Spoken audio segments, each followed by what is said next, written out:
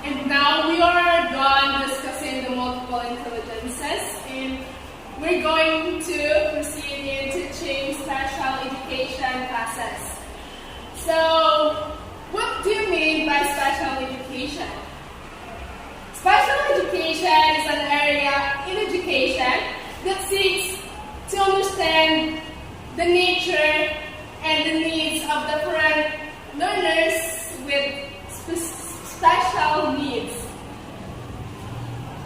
Yes, and special education, monitoring ang area, it's a type of education na ari ang challenge sa isa ka teacher na mag-seek para makasabot siya sa kung asa nagdikan ng isang situation sa isa ka learner.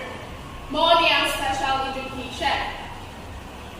And also, it is a field of study that trains teachers and other professionals to respond to the needs of special learners in terms of pedagogy, curriculum, and other forms of educational interventions. Why? It is because in regular classrooms, we can only observe students with learning difficulties, physical disabilities, behavioral problems, and who are gifted. So, arikulo sa special education, it is a field of study nga nag-train sa teacher nga mo-response sa mga panginahanglan sa mga bata sa iyang gigikanan na sitwasyon. Nga mo ni siya ang sa terms of pedagogy and curriculum, other platforms of education interventions. So mo ni ilang challenge nga musik nga magbuhat of strategy para maka-cater sa needs sa mga special learners. Okay.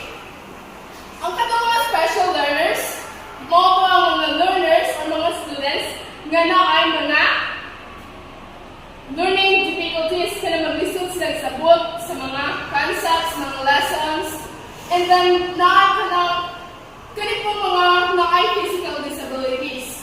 Kana mga amang, mga umon, mga lipat, mga naay problema sa ilang mata o sa mga physical nila anyo. Gitawag po na sila, nagdawag po na sila sa mga special learners. Next is the behavior problems and who are gifted. Kani po mga naay behavior problems like nabit ang mga estudyante nga manotice dyan na to, ma-observe na to ilang behavior nga kuan yun. Kanya magkalitag kuan sa kuan kaya makalit ng dagan, and then murag na siya ka-galing ng world ito. Like, pareha sa mong classmate before. Kasi nga mo, maka-observe ko niya nga lagi siya behavior. May nag-discuss at bangan and about the history, war, and then pag-bringin ako sa likod, nag-garagitan naman siya. Yes, ingana dyan siya. Murag, kuha siya, pero nagin siya, kamaog ko siya sa mga lessons ko. Pero nagin siya ikagaling ng imagination siguro. And then, katong mga gifted. When I say mga gifted, nabilang ko na siya sa mga special learners kay kanang na sila unique nga characteristics sa isa. Nga nalahi sa mga bata nga kanang pangkaraniwan ng mga bata nga ordinary na. And within the help of scholars and practitioners in the field of special education, we have to come to realize and learn that special learners can be classified in different ways. With the help sa atong mga scholars and mga practitioners in the field of special education, dito na ito na-learn na naanay po yung mga kilain-laing classifications na atong matawag sa mga students na sila na-belong sa isa ka ng special learners. Okay. And then, according to Wallery and Wilbers in 1994, they described type of disability of each learners. So, si Wolry and si Wolbers, nag-describe sila sa mga various classification sa mga children nga nag-need, na na-special needs, I mean, according to the type of disability of each learner. Like, first is ang deafness. Kanang students na very bata nga dili kayo kadungog bitaw. Muna, nabilaw ko na sila sa mga special learners. Mga dual sensory impairments. Kanang mga bata nga dili kayo kaklaro. Magdubli-dubli ng pananaw ba. So, muna nga ang teacher, dahil sa bata nga dubli-dubli pananaw, dapat yan dyan sila sa front, diba? Para makita na mo dyan na lang need nga, dapat sila ibutang sa front seat sa class para makaklaro sila. Next is the slight hearing impairments. Parehara na sa kanang katong deafness, murag related na siguro ni sila. Next is the mental retardation. Muna sila ang mga bata nga need na to i-cater nga murag i-focus with na to kay mental retardation. Muna sila ang mga bata nga kuan bitaw murag slow learner. Like dapat pa dyan mo sila ikuan murag behind bitaw ilahang development sa ilahang cognitive nga process.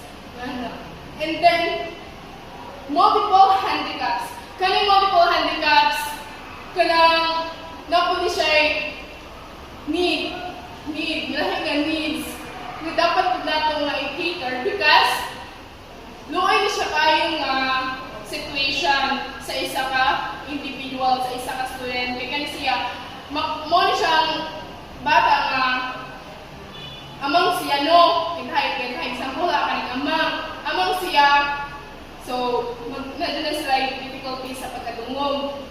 So, nga na bitaw murag unya dapat sila kanang murag another disorder nga makita silang lawas kay dili ra sila amang pero napad yung uban ng mga pagkuwang sa ilang kagalingon sa ilang physical appearance nga itong makita kitahay daghan jud siya kanang mga disorders sa ilang lawas mga conditions niya. So mo ni siya dapat nato nga i-consider nga dapat nato i-cater na ang needs. Next is kaning orthopedic impairments. Orthopedic impairments, muna sila ang mga individual students nga sa nga nani, kanang naa sila problema sa ilahang bones, mainly orthopedic, kanang related na siya sa mga bones niya. Example, kanang mga nagdako ng mga babies, ng mga bata, nagdako sila nga kanang polio bitaw, murag, I don't know, pero murag sa kuan na sa mga yung genes or mga vitals niya dito mo nagdako siya na kanang dili kalakaw like that. Mo na ang mga orthopedic impairments and other health impairments, serious mental emotional disturbance and specific learning disabilities, speech impairments, visual impairments and blindness, traumatic brain injury, autism. When we say autism, kani po siyang individual na student na ma-discover ni mo, ma-observe din mo yung behavior na dili siya socially dili siya mo-interact sa mga classmates niya. Murag ganahan din siya nga siya ng isa. Kanang ganahan din siya nga pagkag-isa ba like kanang mas what we call nerd, nga na sila na dili duwa, dili halapin yung mga autism. And also, those learners diagnosed with medical conditions. Yes, dapat na may tutor ang needs. Ang isa ka teacher dapat din mo maningkamot na ma-cater ang needs. Especially katong mga na-diagnose. For example, katong bad siya kung kuya nga ipaproject ko kuan, silhig mo to. Saka siya sa kuan, ay magbago sa lupi. And then, accidentally nakakabong siya. And then, nakomato siya, na-diagnose siya sa hospital. And then, ang teachers, budget maningkamot siya ng teachers nga mga sa niya right. Grabe dyan ko siya ng pagkabo. Nakasurvive at siya mo to teacher. Mora siya naghalat kung ang sao niya kung magmaagi kung makita ang needs ka na para sa education sa kapong students nila diagnosed. Next is special learners also include children and youth living in difficult contexts like those located in war zones and economically depressed areas. So, ang mga students po na nagpuyo sa mga war zones daw, like example is sa Marawi, sa mga bukid-bukid nga areas, kaya mga rebuilding, sa mga Mindanao area, like that. Muna sila yung mga war zones. And katong mga bata na nagpuyo dito, recognize ko sila as special learners. Kaya, what if nagdirag ko and then ang mga students dito, maglisod sila gawas sa ilahang mga pinilianan ng kasahan lagi.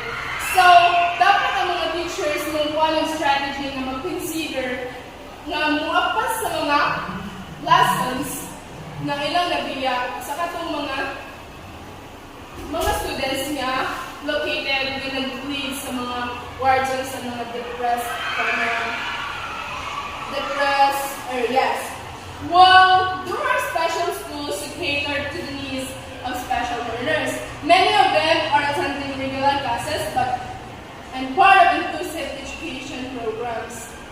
Naapoy, yes, and also naapoy mga special schools na cater of needs sa mga naapoy sa mga special learners. Parihapod sa mga eskwelahan pag high school.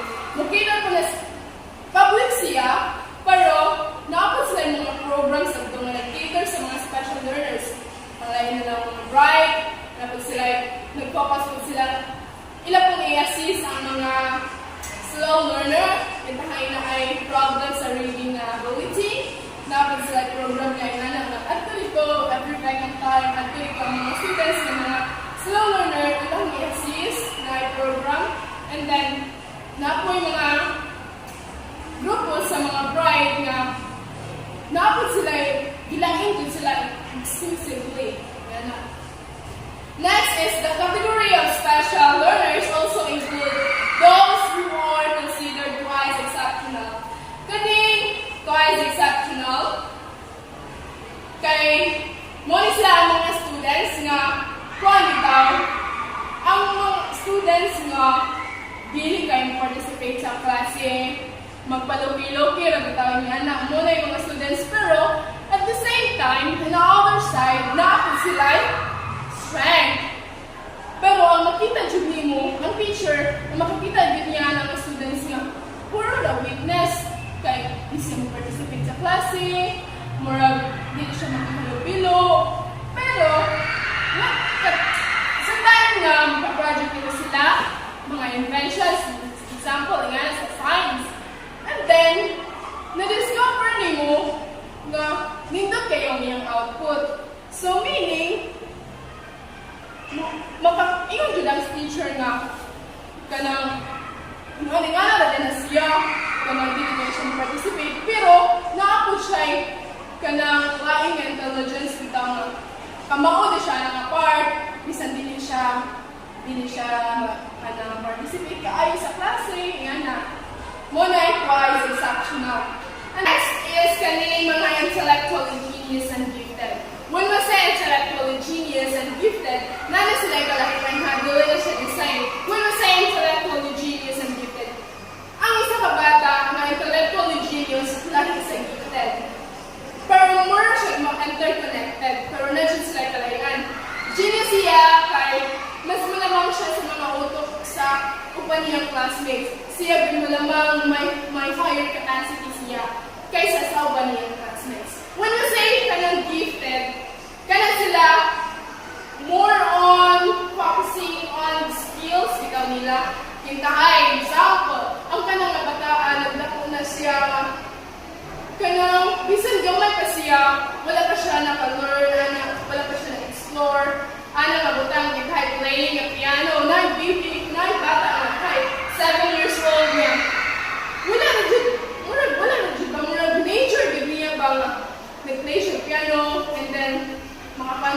mga notes, and then maggama siya mga tong singana, kanang matingan na lang ang parents, ako muna kay Gomish ko, kaya tingana, mo na yung mga gifted, and then kanang po mga na-skill sa kanang mga bata nga kusog na imbento, isang bata kasi Inja, kanang wala nag-expect ito ang parents niya na other characteristic yung anay na ang anak. Mo nag-gifted, and then makuha na siya sa klase. Although hindi siya intellectually genius, pero gifted siya sa mga pagbuhat-buhat o mga inventions nga na siya unique characteristic skill. Okay? Next is, it is inevitable for teachers to encounter learners with special needs in the classes. So, dili gyud kalikayan nga ma-encounter sa mga teachers na mga learners nga na ay special needs sa ilahang klase. This poses an immense challenge. Challenge gyud kaya sa mga teachers with kalahilahin ng mga special needs sa ilahang mga students. And then, in only classroom management, but also in curriculum and instruction. Challenge sila not only in the classroom management, pero challenge po din sa base kung mag-modify nila ang curriculum and use of instructional approaches that are relevant and responsive to these special learners. Challenge nila ang kuan sa curriculum para ma-fit in sa curriculum. Challenge nila na ilang strategy bito para sa nila ikuan sa ilang instructional approaches bito. And para maka-respond sila sa mga needs sa ilang students. Okay? Next is, consequently, teachers need to modify curriculum and use approaches relevant to responsive needs of these special learners. It is also important to be careful in identifying students such as special learners. This sometimes causes tension with parents, as many of them are still not ready to accept their child as special learners. Teachers need to carefully observe their students' behavior, abilities, and characteristics. They need to seek help from education specialists or medical doctors, whatever it is needed. So, challenge po sa mga teachers nga maghinay-hinay sa pag-identify sa ilang mga bata kung naana nilang na-observe na special needs. Kay kanang kung ma-pressure, ma-tension ng parents, kung nakaibaw, kay mayon nga, kana siya nga bata, kay mura din na siya ganang na ay kanang na ay mga difficulties sa panghinahuna or na ay behavior nga wala ipakita sa inyo pero naadin sa classroom. Mura mga away ng galit, nga nabitaw muna ang mga parents, mura ma-tension sa nga, dili ko na yung anak, akong anak dito sa amua. Pero wala kayo ang parents ikaw nga mag-acting lahang anak dito sa classroom.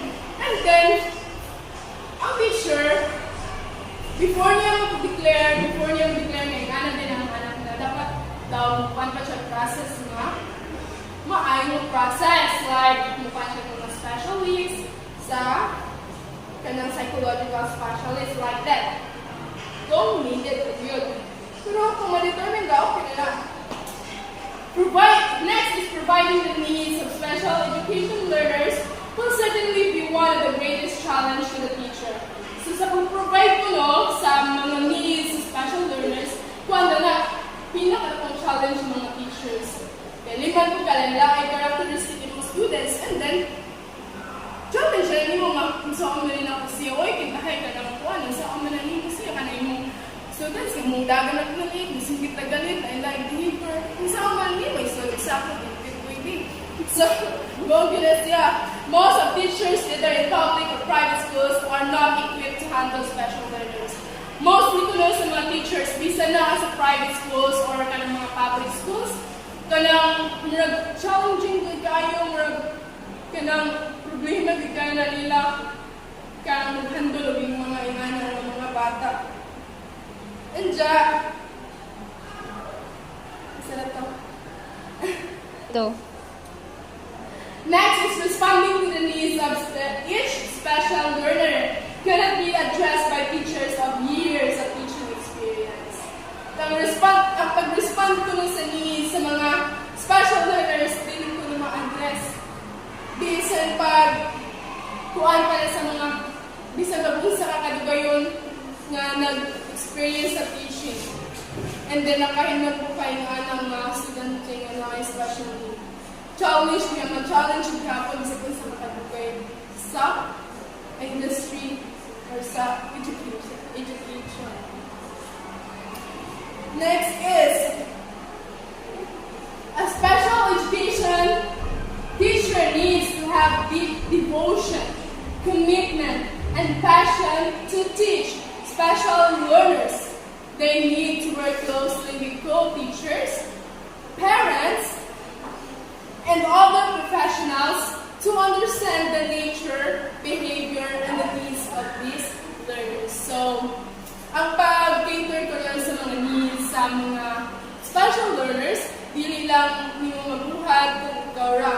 Dapat po na kay connection sa mga professionals, mga experts, especially sa mga parents na dito nagdapoy ng bata, dapat nakaka-connection and dapat mag-cooperate po ng mga parents para ma-provide mo ang needs sa atong mga klase-klase ng mga classifications sa mga special learners.